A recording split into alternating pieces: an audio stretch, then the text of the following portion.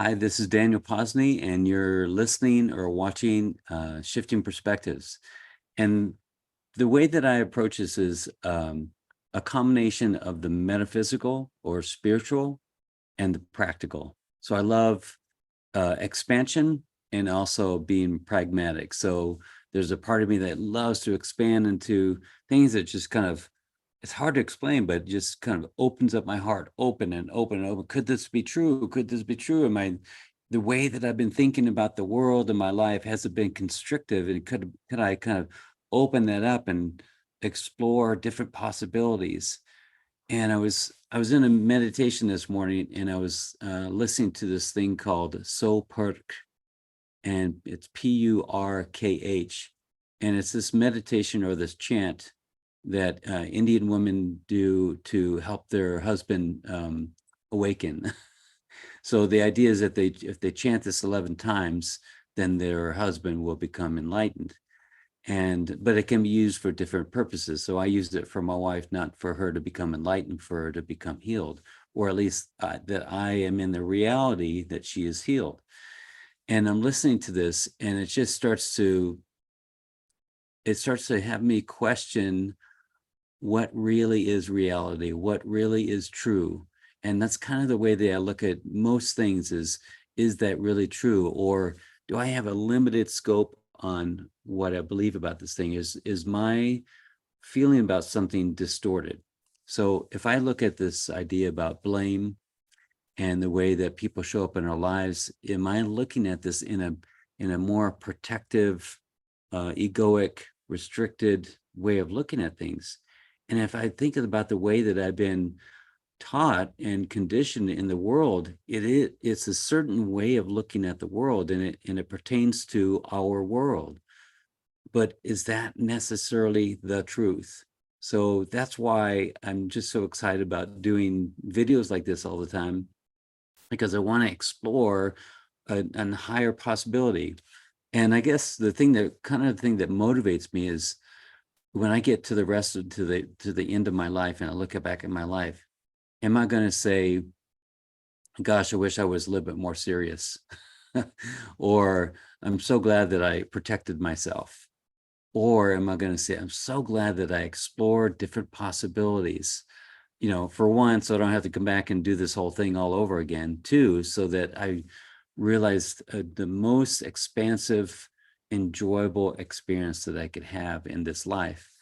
So the way that I want to look at blame and that kind of thing, it reminds me of being in a consciousness called victim consciousness. So the reason why I feel this way, or the reason why I feel hurt or abused or suppressed or oppressed, is because this person said or did this thing. And there's a real reality, there's a real reason for that, and there's a real emotion and pain and suffering behind that. But to stay in that is something that I want to pull myself out of. I want to recognize the emotions and the feelings and the suffering and the pain that I did have. This is an emotional world. So it's for me to recognize that and not run away from it and not block it out with any kind of spiritual bypass. So I want to know that emotion and feel it, but stay out of any victim consciousness or blame on the other person. And I know that it's so real and frustrating to me that I can't blame things on other people, because I've gotten so used to it. I've been brought up this way, not by direct instruction, by of the world. That's just what we do. And we see it in movies, we hear it in songs, we see it out in the world. We see court cases. It wasn't me, it was this other person. And it's just all made to feel like it's a normal way of being. But if you're not wanting to be the normal sheep, if you will, the normal collective consciousness. So what I mean by that is there's a sort of a default consciousness that the world is projecting. And there's a majority of people, but less and less, majority of people fall into that default consciousness. Listen to the news, follow what the government says, pay attention to things that fill up your egoic needs, make yourself look this way, those are all kind of the default consciousness. That's where this default consciousness is kind of heading. But if you're like me and Jonathan and some of my other friends, we kind of want to look at the reality and not the distorted reality.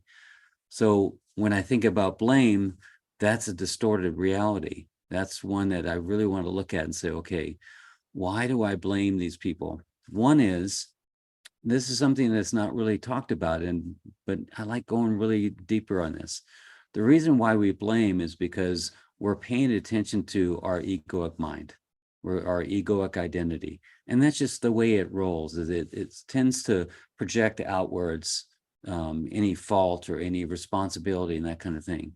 But it's the nature of the beast kind of thing. So if you can imagine that there's this being that is always trying to survive and identify itself and protect itself, it's not going to live in love. It's going to live in protection. And part of that protection is blaming outwards. So, but that's not even the problem. The problem isn't that there's this aspect of me called the egoic identity that lives in blame and shame, regret and resentment and all that. The problem is that I have identified myself with it and believed it and feed it with the things that come out of my mouth and the thoughts that I hold on to. So the way for me to stop blaming is to start to take radical responsibility for my thoughts, my beliefs, and my actions. And that's not an easy thing to do when you live in a world that doesn't really promote that. But if you're not a normal person, then maybe this is something that you want to, to me, it's kind of the most challenging thing that I've ever done. I've done lots of physical challenges. I've been in the military, I've done triathlons, I've done all kinds of crazy, life-threatening kind of things. But this is the most challenging thing, is to say, okay, pull it back to me. Why am I feeling this way? I know that this person did or said something that hit a button, but why? What does this bring me back to? And that's how I can start to, take radical responsibility and start to finally heal and integrate what I've had inside of me. So what role are people filling in our life? And this is just another metaphysical, spiritual idea that is promoted that can't be proven, but it definitely makes me feel more empowered and more responsible and more alive. If I say my idea about God and the world and life has been really limited, what if I expanded that? What if I looked at that the world or the universe is projected outwards from me? I don't know how this happens, but what if the world is projected out towards me in that sliver of a version that I tend to live every day? And in that sliver of that version, I see the world in this particular way. Or if you want to go even deeper, God sees the world through my sliver of perception. So in that sliver of perception, then I start to attract certain frequencies, certain events, certain hostilities, and certain conversations because of the vibration of consciousness that I carry. Let me make sure that I'm explaining this correctly or understandably, because I know that I can get caught up in words from Sedona and what I do every day. So I want to make sure that it's really clear. The thoughts that I hold mostly, the beliefs that I carry, that I've chosen to carry within me as a person, as Daniel, and the actions that I take and the things that I involve myself in with, that's what you could just call that the vibration of you, the consciousness of you. And because of that vibration and what's called the law of attraction, you will tend to attract certain things that are in the similar vibration, or you could even say that you are in agreement with. So here's a radical way of looking at something. Let's take COVID. Or just being sick or ill. I have an idea about this that I hold as my knowing, and it goes like this. You don't have anything in you that can cause an illness in me unless I'm in agreement with it. You don't have anything in you that could cause harm or pain and suffering in me unless I'm in agreement with it. I know that's really radical to some people, but I want to expand my scope of who I am And you see that you feel the feeling of that as when you make that statement, there's a real determination of who I am. And it's definitely not any kind of victim consciousness. And it's not easy, but it really pulls me back into, I may be sick from what you have, or I may feel pain and suffering from what you give to me or what you project towards me. But I have a choice. Do I stay in victim consciousness and blame you and just go out to the world and just keep on blaming every single person for the pain and suffering that I have? Or do I pull back and say, how can I change this? How can I change the chemical responses that happen in my brain so that feelings and emotions get triggered or not triggered in my body? How can I take radical responsibility for that and say, okay, what's going on here? How can I shift this? So then if you take that part and then you expand it to even more, the next layer is, I'm here to do something, or I'm here to learn something, or I'm here to experience something. Is probably the highest one that I want to stay with. I'm here to experience something, or even, I guess, higher. God is here to experience through me some theme, some form of experience. So if that's the case, then I will, God, my higher self, will project people in front of me, or I'll attract people with certain frequencies that are in agreement with me to cause me to stay on track with the experience that my soul is meant to have. So let me make sure I'm really clear about this. So I'm walking along the world and I'm going through my life, and all of a sudden someone shows up and makes me feel a certain way. One, there's some agreement there, frequency wise and consciousness wise, that I've attracted them in front of me. Two, think of it this way. It's me and another body showing up in front of me saying, you've got something in you and it's not really serving you, not really helping you in this journey. It's kind of taking you off track a little bit. So I want to show that to you, so in front of you, so that they'll look at that. Our old self is just going to have a reaction and get pissed off at this person. But our new self that has these different tools and different awareness about things starts to look at itself and starts to go, could it be that I have a certain trigger about me or insecurities about me when people say and do certain things? Could it be that those insecurities are connected in with my childhood? Could it be that those things that affected me in my childhood actually go beyond my childhood into the womb or before the womb or another life? I have no idea. All I know is that I'm getting affected by this, and I want to go to something that feels much better than what I'm experiencing. So there's this movie that just happened called Everything Everywhere All at Once. And I won't give the whole thing away, but there's a scene in there that Valerie, my wife, and I were just kind of tapping into today. And there's a scene in there about these two rocks. And again, without giving too much away, the rocks have consciousness, and I'll just leave it at that. And Valerie was saying, what if that when someone has a tumor in their body and the tumor gets removed or goes away in whatever case, that we know that energy never goes away. It may dissipate, but it goes into another form because there's nowhere for it to go. When you burn a fire, the energy that's created from burning that wood goes up as heat, and that heat is never really lost, but it goes out there and it affects the cold air, and it goes, like a butterfly flaps its wings, right? So if the energy of that tumor is dissipated or goes away, it goes away somewhere. She had this idea, Valerie said, what if the energy of that tumor or the consciousness of that tumor goes into a moonstone in the city of Cambria, or in the town of Cambria, where moonstones are found on the beach. Now imagine that someone is walking down the beach and they see this little stone that was once a tumor, and it decided to be a moonstone now. And someone picks it up and says, oh, aren't you so beautiful? I just want to take you home with me.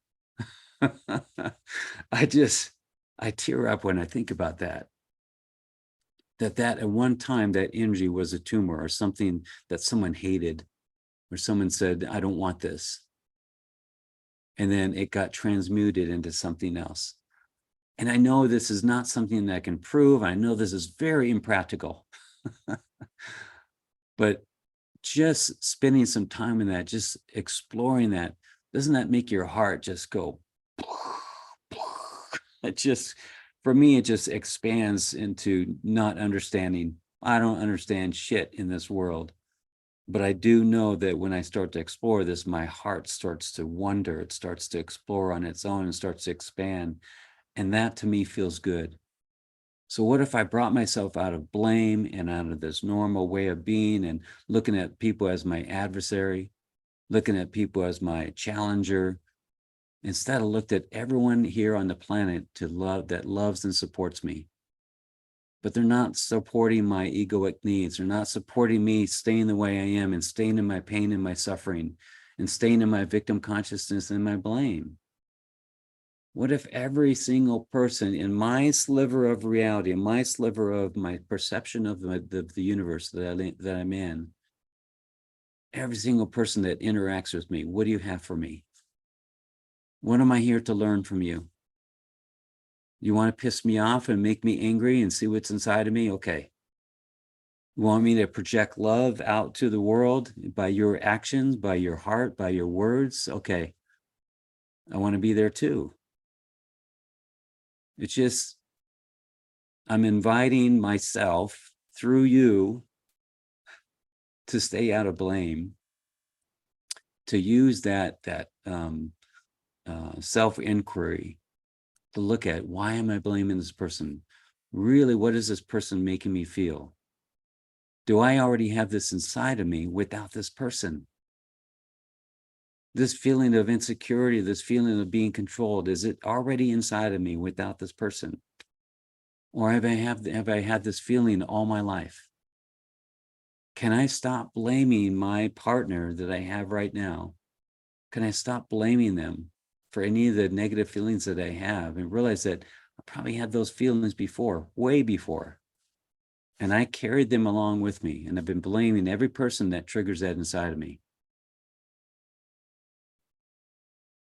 I know how difficult this is. I know it's so hard. It's challenging for me still to not blame Valerie for, making me feel a certain way.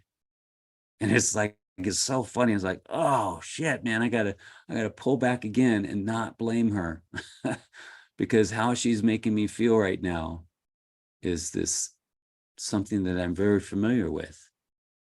She's not the source of it.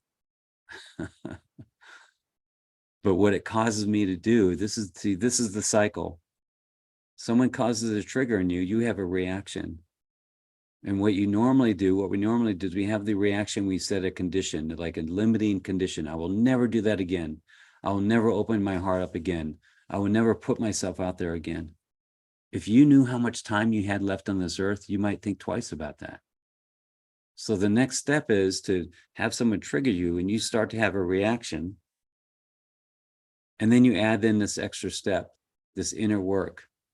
How is this making me feel? Where does this come from? How can I heal this? How can I accept this part of myself and feel myself more whole and complete and love myself? And then the next step is blessing the person that triggered you. Thank you so much for bringing that up. That sucked. Thank you for bringing that up. But where it got me was more awareness about myself, moving more into love instead of less blaming and hate and resentment and all that stuff. But you have a choice. You have a choice of listening to your egoic mind that wants to keep you in that, wants to make great arguments to blame this person. So amazing, the arguments that I get from my own mind. So convincing. But inside of me, there's something even stronger than those arguments. And it's that light of loving awareness. No matter how strong my mind wants to be to make these arguments, it's like it's a great litigating attorney. It has a great story. No matter how strong that story is, though, no matter how strong the litigation is, that light of loving awareness trumps it all. Because in that blame, In that resentment, in that litigation, is the light of loving awareness. This is the only reason why you know blame and you know anger and you know resentment is because there's awareness, because there's the light of loving awareness in the blame, in the anger, in the resentment. There's the light of loving awareness. And I know that's a, but how else can it be felt without awareness? How else can you know that it's there without awareness? I know that's deep. It blows me away, and I start thinking about that. But the reason why I like kind of going into something like that, because it kind of breaks through the barriers of my mind, and it starts to causing me to question what I've held so strongly, that I should blame this person. I should blame my mother. I should blame my father. If my father didn't do this, then this would have happened. If my mother didn't do would have done this wouldn't have happened. All that. And that's true. Maybe. I'm not really sure. So let's summarize. Stop blaming. Just stop. As Bob Newhart would say, just stop. No, really, it's just questioning who is the one that's blaming? Who is the one that wants to do that? That's really the shortcut to the whole enlightenment game. Who is the one that's blaming? Who is the one that feels hurt? Who is the one that feels resentment? Start to pull away from that. That's kind of my core message, I guess. Happy 4th of July. Happy day of feeling independent and sovereign. Have a wonderful day. I love you. Thank you. Bless you.